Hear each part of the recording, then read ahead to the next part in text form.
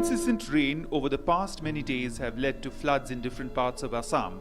26 districts are reeling under water, affecting over 39 lakh population of the state.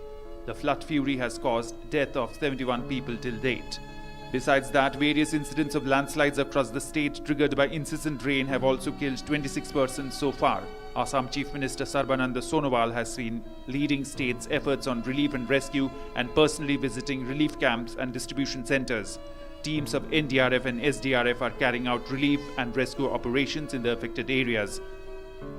This is a third wave of flood.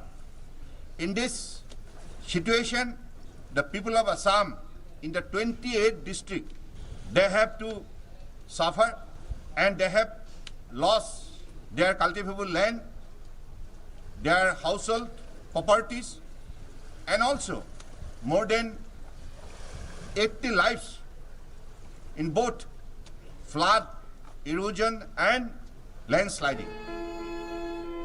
In Bihar also, flood fury continues as major rivers are in spate. Meanwhile, in Kaziranga district, water from the rivers Kosi and Bagmati have entered the low-lying areas causing floods.